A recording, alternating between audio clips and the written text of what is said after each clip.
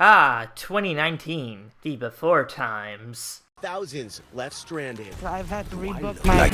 Perhaps I'm feeling a little wistful after 2 years of diet doomsday, but I legitimately think that 2019 was an amazing year for cinema. We got a surplus of all-time classics that will continue to be discussed for years to come. Sure, there were cinematic disasters too, but even those were memorable. Somehow Palpatine returned. So, I wanted to forget about my problems in the present and look back on the films of 2019 in the way I know best. I'll be going through each Best Picture nominee for the 2020 Oscars ceremony. That is, confusingly, films released in the year 2019, and ranking them from worst to best. Also, I'll be discussing these movies in the order that I've watched them, not in the actual ordering of my ranking. So I'll let you know where each film goes on my ranking at the end of each segment. I thought that would liven things up. What is more important to our culture than the Joker? Joker is a gritty psychological thriller detailing the supposed origins of the Joker, the crown prince of crime. I decided to watch Joker first on my marathon because my HBO account was running out. But Joker is also nominated for the most categories out of any other film in the Oscars this year. And what did I think? Isn't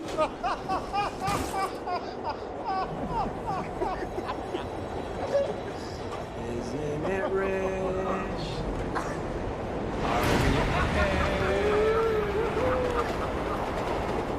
Me here at last on the ground, and you in midair, sending the clowns.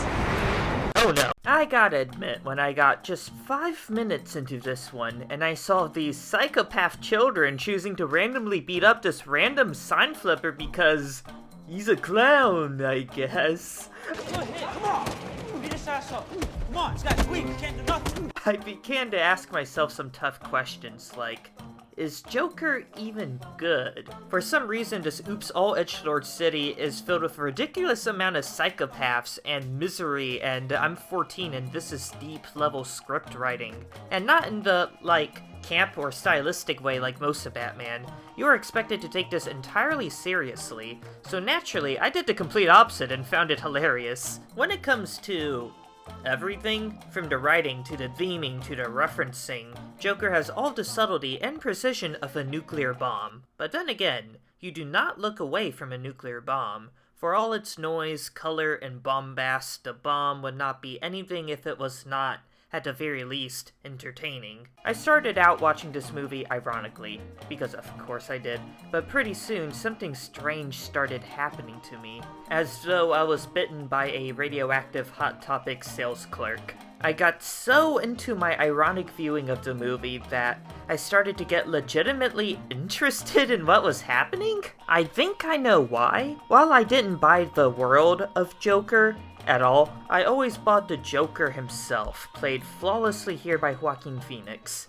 So once the movie played its cards and embraced its lead villain as a catalyst for its plot, it got way more interesting. But still, we have to wade through a very long first hour to get to this point, and the movie is not sure of what to do with itself until then. I'm honestly not sure if I can call this a good movie, but it does have some phenomenal moments. It goes on both the top and the bottom of the list so far. Let's see what happens. Ah, you know your cars. I like them. I love the sound they make, the way it goes right through you. Then I saw Ford vs. Ferrari. Based loosely on a true story, this movie follows the unlikely duo of engineer Carroll Shelby and driver Ken Miles. They don't get along too well. Shelby is slick, practical, and decisive. Miles is that. But they put their differences aside to perform one seemingly impossible feat: to beat the latest Ferrari in a race using a Ford. Like, full disclosure here, in a year filled to the brim with immense snubs like The Farewell, The Lighthouse, Portrait of a Lady on Fire, and even Knives Out, I remember there being some confusion that the Dad movie got in instead. This one seemed to stand out in the mix, and that's really the only way this one stands out, honestly. This is a charming movie. I don't have too much more for you. I'm sorry, this segment is gonna be so boring. Like, you know who you are. You've heard the premise. If a car racing movie called Ford vs. Ferrari sounds like something you would be interested in, you will, in fact, be interested in it. Bonus points if you like cars even half as much as this movie does, because this movie really likes cars. Really, really. This movie is horny for cars. But it ain't just wheels and rudders and turnpikes. The movie also dedicates a lot of time to fleshing out its two central protagonists, and really depicting their deep friendship. I honestly found their interactions to consistently be the most interesting parts of the movie, and I wish they spent a little more time on that, though it's enough. I'm really trying to be more enthusiastic about this movie, but you know, its screenplay works, its filmmaking is functional, its music is correct, its actors act above average like. This is an above average movie. I am inclined to rank this above Joker, but like, I did have a lot more to say about Joker for both good and ill. Maybe that will win me over in the long term. I don't know, give me a movie with more to talk about. Something with more meat on the bone, more movie to talk about, you know? I didn't mean that literally, wait! What kind of fish? I don't know, the kind you eat? A fish. Next up we have The Irishman, directed by Martin Scorsese. He is one of my favorite directors, but this particular film is especially special. The Irishman is not Scorsese's swan song exactly, but it does feel like the end of something. This movie specifically follows Frank Sheeran, a lonely, elderly man who recounts his life as a hitman for the mafia. Scorsese gathers an ensemble cast of actors he's worked with in previous crime flicks, Robert De Niro, Joe Pesci, to honestly examine these dangerous, radical, and pitiable figures he spent his much acclaimed career depicting. The Irishman is an autopsy of the movie gangster, and turns out The Godfather does not go out with a bang, but with a If Goodfellas was a dissection of mob life, The Irishman dissects the singular mobster, a man who makes the wrong decisions and is left to stew about the aftermath. There comes a point when Goodfellas or Wolf Street exit the fray, but the Irishman just sort of sticks around. Awkwardly, he's that one guy at the party who stays long after everyone else has left, and he doesn't talk to you, he doesn't help you clean up or anything, he just sort of stands there until you have to kick him out. That's what makes The Irishman so good. It dares to show all the little things that most films in their right mind would choose to leave out, and rightfully so. On paper, I don't exactly get why we needed to dedicate not one, but 2 full-minute scenes to why this particular car smells like fish. But this kinda does it for me, though. The Irishman painstakingly paints a full picture of these mobster lives, which might otherwise come across as fantastical, glamorized, or even a little bit enviable. Hell no! Ever since I watched The Irishman, I've always wanted to be the furthest thing away from a gangster, thank you very much. These lives are miserable, hollow, and meaningless. Their families are estranged, blood is spilled casually and without purpose. Frank is left to pick out his own coffin, because there is nobody around anymore who wants to do it for him. In that respect, the long run time is kind of the point. The Irishman is sort of meant to overstay its welcome, because that is all these mobsters are really doomed to do in their later life. They take up space and they breathe our air until, one day, they just stop. Life becomes waiting. It is a mundane sort of tragedy, and it is the saddest and most frightening fate of all. The Irishman goes on the top of the list, of course, but how does one of the best movies ever made stand up against one of the most stacked Oscars catalogs of all time? The competition is about to get a lot more stiff. My ex-wife still misses me, but her aim is getting better! Toy Story music intensifies. Noah Baumbach's Marriage Story is next in our marathon. This charming movie is about a married couple, an eccentric and controlling stage director Charlie, and the aspirational though unfulfilled actress Nicole, who decide to file for divorce. The two of them initially intend on keeping things cordial for their child's son, but the legal system stokes tensions and pits the formal couple against one another. Marriage Story is arguably the most personal of all the movies on this list. It constantly feels as though Baumbach had gone through this very thing himself. And that's probably because he did. A movie like Marriage Story, a love story about divorce told by a recently divorced dad, feels like it could easily devolve into a spiteful, drunken rant by the smelly guy sitting next to you at the bar. But Marriage Story avoids these obvious trappings. This is an absolute masterpiece. Marriage Story most certainly gets intense at points. In fact, it is most known for getting really intense in this viral clip. You're welcome! I can't believe I have to know you forever! Oh, you're fucking insane! And you're fucking winning! But strangely enough, Marriage Story is actually quite funny and sentimental at points. Despite the depressing subject material, Baumbach litters the world with colorful characters. Everybody who says anything in this movie has something snide, insightful, or just plain odd to contribute. Each and every piece of dialogue is said with motive. Cartoonish caricatures who somehow feel real and believable. I practically felt their breath seeping out of the screen. Ew, gross! Marriage Story lives and dies off its two leads, played by ScarJo and Adam Driver. Even in the first 5 minutes, the audience is already made intimately familiar with the pair of them. Somehow you will feel as though you've known them your whole life, and you will be able to read and predict them like you could a sibling or a spouse, down even to the littlest of quirks. We need to understand the humanity in divorce, because the true villains in the story are corrupt attorneys who manage to sap all the humanity out of the process. Marriage Story is an Avengers-level threat when it comes to acting. There is not a single weak link here. ScarJo, Driver, Dern, Leota, this guy. Fuck as many people as you can right now. All melt into their roles and bring the story to life. This is the kind of story that squeezes every possible emotion out of its cast, and it is amazing that it never feels overblown or camp. But I believe Marriage Story. I buy it. And I think even more than the future works of Scorsese or Tarantino, or the still developing and highly promising career of even Bong Joon-ho, I am most interested in what Noah Baumbach does next. Marriage Story goes on the top of my list so far. Let's see if anyone can beat it. My buddy and his dog killed 2 of them, and then, well, shit, I torched the last one. Torched?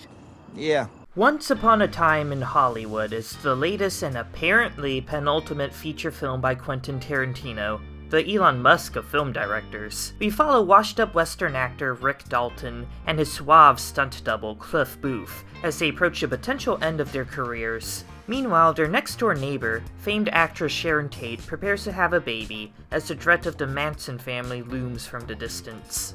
I never know what to think of a Tarantino film on first viewing.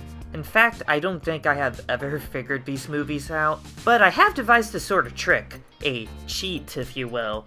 Just don't think about, like, anything. I saw Once Upon a Time in Hollywood once before, and I gotta be honest, I wasn't into it. I think I was consistently expecting it to work like a normal, conventional story, so I kept waiting for the inciting incident, you know? That point when the film tells me what it's gonna be about, and Joker, Arthur Fleck, kills the subway guys. In Marriage Story, it's the counseling scene.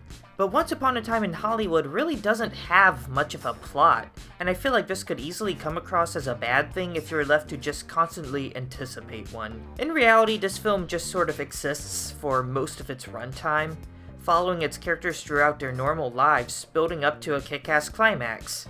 That's all, but it has fun along the way. Oh, I know you. I know all 3 of you.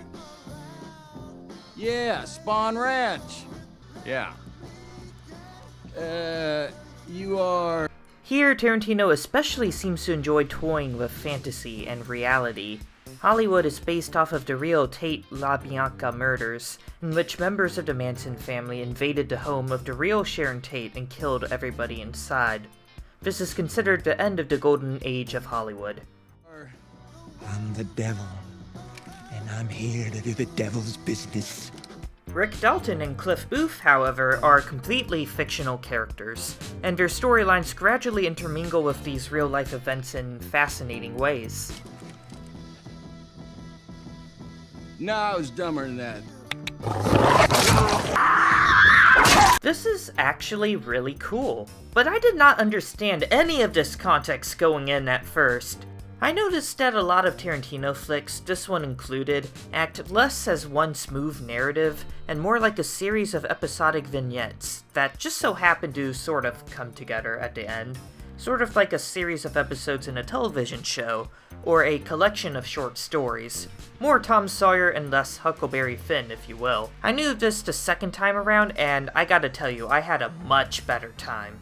I was talking with my movie review buddy Nitish one day about Tarantino, and he said something that really stood out to me. "Oh, Mark, you handsome devil, Tarantino movies are exercises in craft and that's it." I can't say I disagree with that, but I don't think that's necessarily a bad thing. I think there is an appeal to filmmaking for filmmaking's sake. This is Tarantino's very Tarantino-esque retrospective onto his own career, I think. In his own way, he seems to be preparing to say goodbye to filmmaking, and Hollywood is his love letter to the medium. And if Tarantino stands by his word and retires after his next movie, well, I can't say I like him much as a person from what I've heard, nor can I say I'm the biggest fan of all of his movies, but I think we would be missing something without him around. Still, craft for craft's sake can only get you so far. While I enjoyed this one better than Joker and Ford, this does not quite make it to classic level in my opinion, though maybe it's a taste thing. And speaking to Tarantino, I'm making a mold of my foot for Laurie to remind him I have nice feet.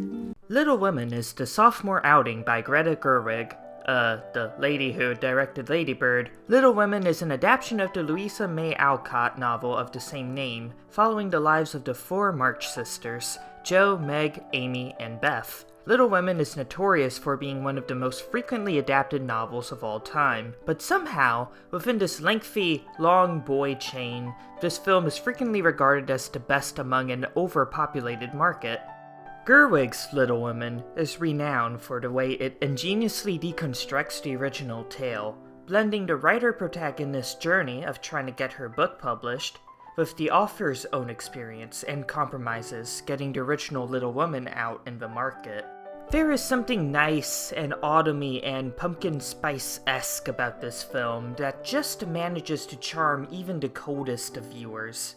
Mostly. Okay, if I'm being honest, I think Little Women starts off strong and it becomes great once we get past the halfway mark, though it lost me around the middle.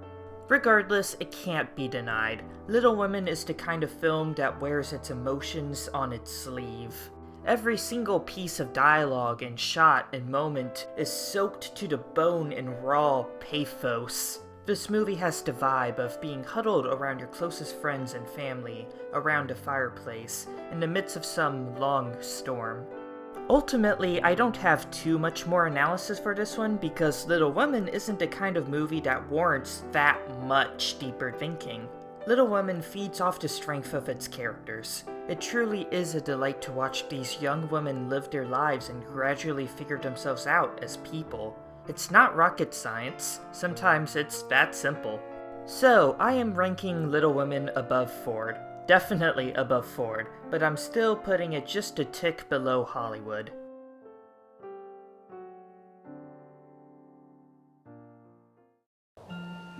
Poor Jojo. What's wrong, little man? Imagine making your directorial debut and having to make the whole movie dressed as Hitler. Anyway, Jojo Rabbit follows Johannes Jojo Rabbit. Betzler, a 10-year-old boy enrolled in the infamous Hitler Youth. Jojo has been indoctrinated into a fanatic of the right, to the point of even imagining Hitler himself as his imaginary friend. But one day, he is put on a journey that leads him to question his beliefs and realize how horrific and pathetic the Nazi Party really is. I remembered really liking Jojo Rabbit when I first watched it, but holy mother sauerkraut, I forgot how phenomenal this movie really is. Sure, on paper, a dark comedy lampooning history's darkest and most sensitive subject material could have been a disaster. It really could have been a disaster. But rest assured, dear viewer, Jojo Rabbit manages to strike that seemingly impossible balance. Waititi covers Hitler Youth with the correct ratio of ridicule and sensitivity. The film manages to be laugh-out-loud funny, while still making sure that Hitler's hateful ideology gets addressed and demolished. And, you know, the movie even made me teary-eyed at a few points. Jojo Rabbit is surprisingly the emotional tour de force of this entire bundle.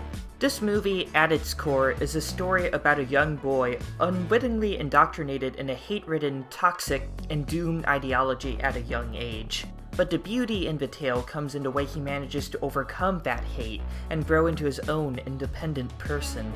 I felt every possible type of way watching it, and I would recommend it to pretty much anybody. I think director Waititi describes the importance of this movie better than I can, though.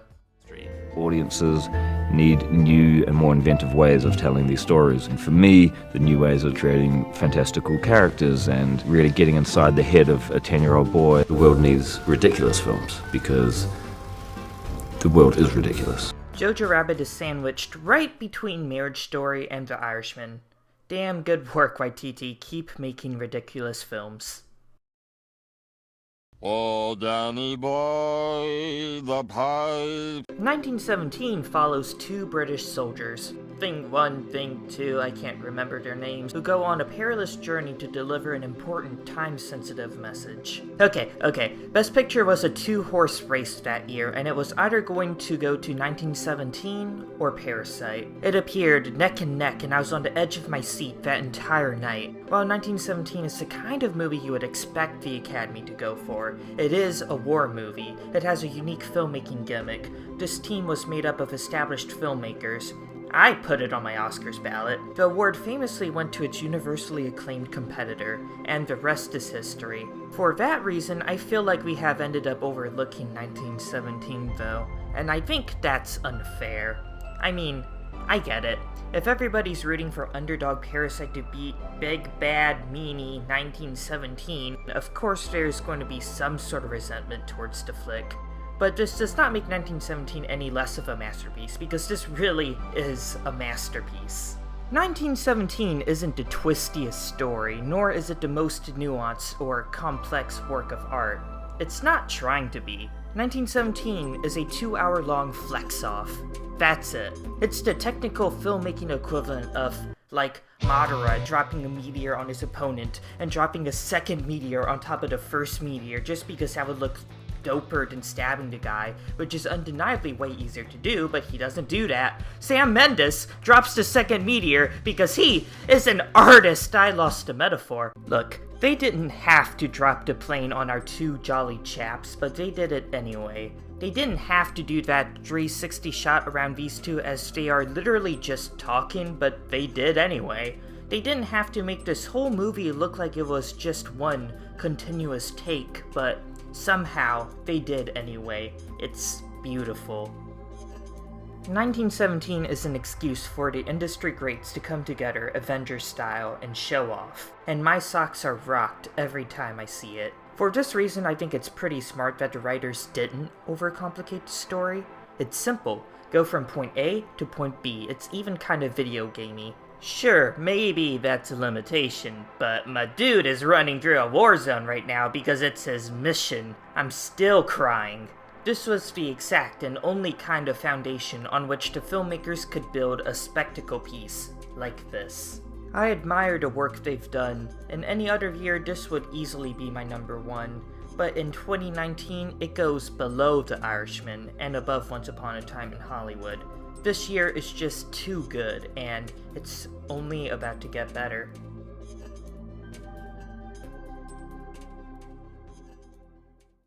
I wanna make it clear the song is not a metaphor. Parasite goes at the top of the list. Were you expecting anything else? What else do you want from me? I'm not being predictable, I'm just correct. Parasite, this wonderful thriller, drama, dark comedy, class commentary, whatever, is the kind of movie that will go down in cinema history. I am fully confident in that. You could create a full university class dissecting the theming and the filmmaking of Parasite and still fail to cover everything. I'm talking about a week dedicated to the brilliant 2-act narrative structure, and a week to how this movie flawlessly sets up its famous twist. A week to explore genre, what exactly you ought to call this movie, or does it define a new genre entirely? If so, what is it, and what does that mean for narratives of the future? A week to the cinematography, cause it's beautiful. A week to the themes, not only about rich versus poor, but whether or not upward mobility is possible, or something that should be strived for. Whether or not it is productive to hope for a better life. Is it good that our protagonist is continuing to fight to move up the social, economic ladder, or is he trapping himself in a vicious cycle, doomed to repeat these events again? A week to the editing, which is consistently subtle but masterful, and essential to telling such a dense story so accessibly, almost entirely visually. A week to how good these peaches look, I want to eat these peaches! A week to the famous Park family house, how it really exudes a personality of its own, and how it contrasts the crammed and unpolished slums of the Kims. A week dedicated to the culture and the history that inspires the story. This movie is undeniably a South Korean tale, but how its themes still strike a chord with all people all over the world. There is a reason this was the first international movie to win Best Picture, and Parasite absolutely deserved it. And yet, this isn't just some sort of art house pretentious schlop that only film snobs like me would enjoy. Parasite manages to be all of that while still remaining one of the most tense, engaging, and undeniably entertaining movies I have ever seen. I'd recommend it to pretty much anyone. Jeez, what a year for the Oscars! Let's not kid ourselves. The Academy Awards are not some end-all, be-all judge of quality and legacy, oh no. It's just a bunch of people, a lot of them very much not like you and I, with their own opinions, handing little statues of naked golden men out to their buddies. Yet there is something still so intriguing about this whole spectacle. I still don't know what that means about me, but this is the catalog that got me so obsessed with tracking the Best Picture race, year after year, and considering how many certified bangers are represented in this list, I think that is, at the very least, a pretty good excuse. I just hope I get one more year like this. Why don't you mind your own business, you old fuck?